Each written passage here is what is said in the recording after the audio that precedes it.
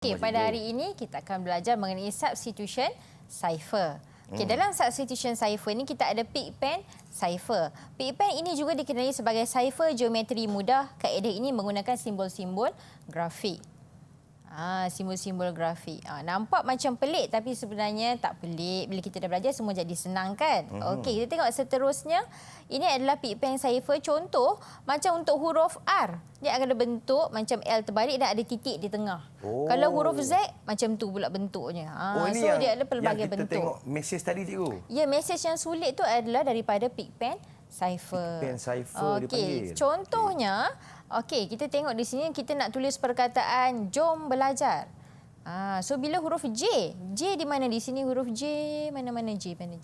Oh, dia hujung. Di hujung. Jadi kita akan lakarkan huruf J macam tu. Untuk huruf O, macam C terbalik ada titik. Huruf M. Huruf M. Sama juga macam huruf lain. Jom belajar. Jadi kita perlu rujuk pada jadual Pigpen cipher barulah kita dapat menyulitkan mesej tersebut. Bila buat macam ni nampak macam sangat sukar tapi sebenarnya dengan menggunakan Pigpen cipher semuanya mudah. Faham cikgu. Okey. Seterusnya ialah transposition cipher. Okey, bagi transposition cipher kita ada columnar transposition yang itu merupakan cipher transposisi dalam bentuk jadual.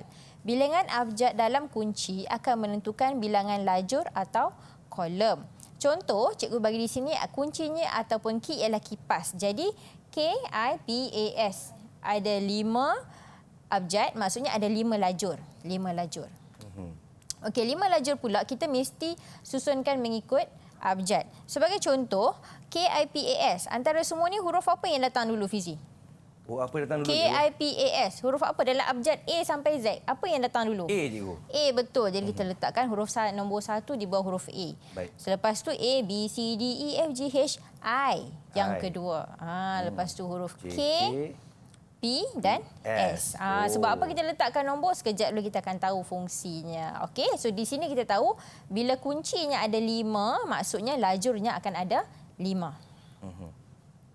Seterusnya, cikgu bagi teks biasa Malaysia negara tercinta. Jadi kita nak sulitkan menjadi teks cipher. Tadi kita dah tulis dah kunci dan ada nombor di bawah. Sekarang kita nak tahu bilangan baris. Bilangan baris ialah bilangan abjad dalam teks bahagi dengan bilangan abjad kunci. Jadi Malaysia negara tercinta ada sebanyak 22 abjad. Malaysia negara tercinta ada 22 abjad dan dibahagi kepada bilangan abjad dalam kunci. Jadi dalam kunci itu kita ada 5 abjad. Jadi 22 bahagi 5 jawabnya ialah 4.4. Tapi kita tak boleh ambil 4 baris. Kita mesti ambil 5 baris. Sebab kalau kita ambil 4 baris, dia akan ada perkataan yang tidak ada tempat untuk kita tulis. Tidak ada baris. Okey. Contoh, kita dah buat tadi. Dia punya kunci tadi ada 5 lajur. 5 lajur dan tadi kita dah bahagi.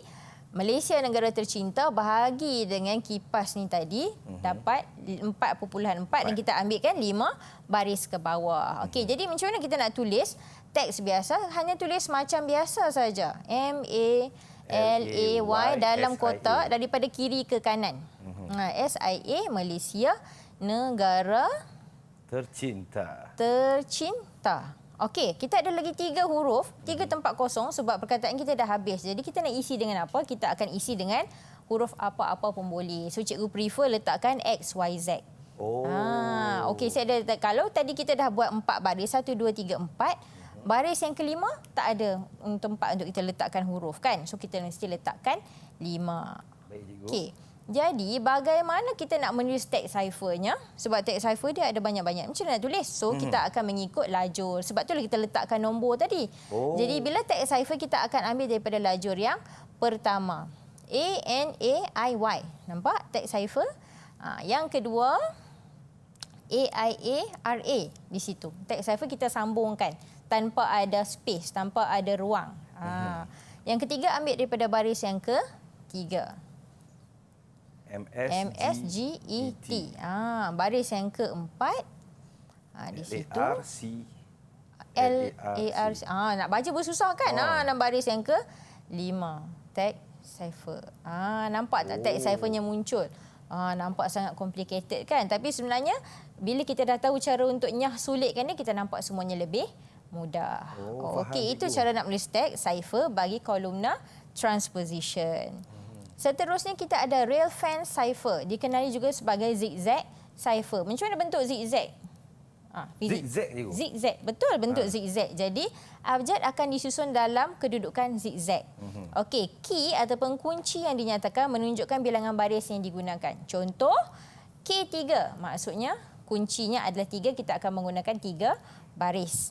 Okey, jumlah abjad akan menentukan bilangan lajur. Bilangan lajur ke sini dalam bentuk kolom tu kan. Kolom tu kita sebut lajur. Jadi jumlah abjad akan menentukan bilangan lajur. Contohnya, kuncinya adalah 4. Maksudnya dia akan ada 4 baris. 1, 2, 3, 4.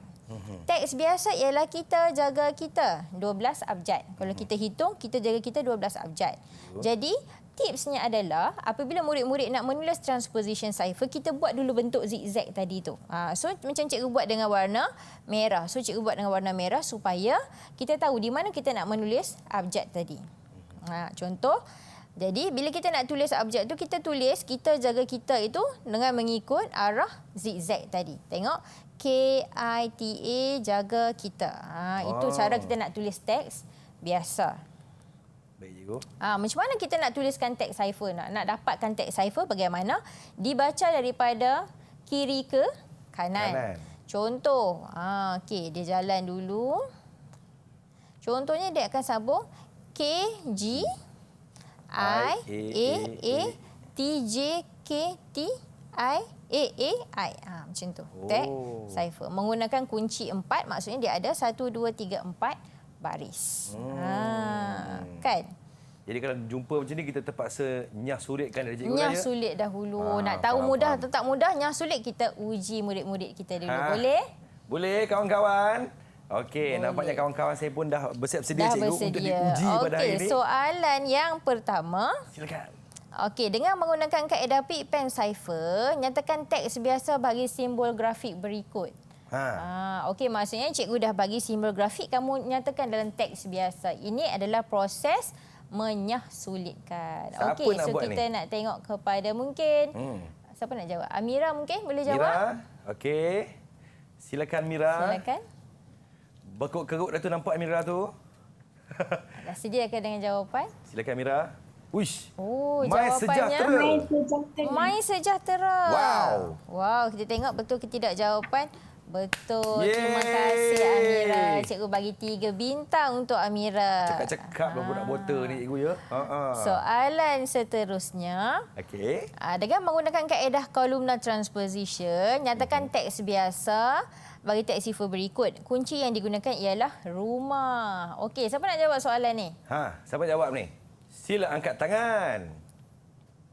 Nurina nak jawab. Nurina, Okey, sementara Nurina tulis jawapan, so kita bincang dulu. Bila dia menggunakan kunci rumah, agak-agaknya akan ada berapa lajur? RUMAH. 5. Betul, akan ada 5 lajur.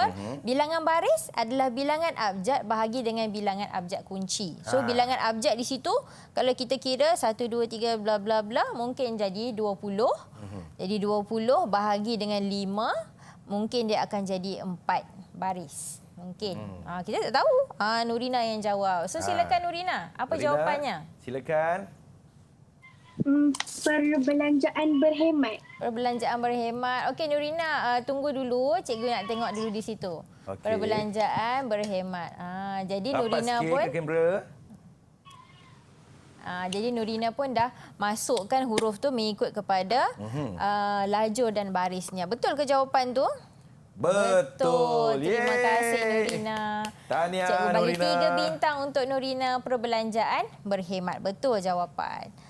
Okey. Baik, cikgu. Soalan yang ketiga. Dengan menggunakan kaedah railfan cipher, nyatakan teks biasa bagi teks cipher berikut. Kunci ialah K3. Maksudnya kalau kunci 3 fizi, kita ada berapa baris? Ada 3 je. Ada 3 baris, betul. Okey, so siapa nak jawab kaedah kali ni? Okey, siapa nak jawab? Syifa. Silakan Syifa. Cara Okey. angkat tangan je, Allah. Hai. Okey, Silakan, Syifa tulis jawapan. Railfan cipher berbentuk zigzag. Jadi maksudnya dalam 3 baris. Berapakah bilangan lajur? Kita mesti tengok teks cipher kita ada berapa abjad. Itulah teksnya. Okey. Senyum selalu. Senyum selalu.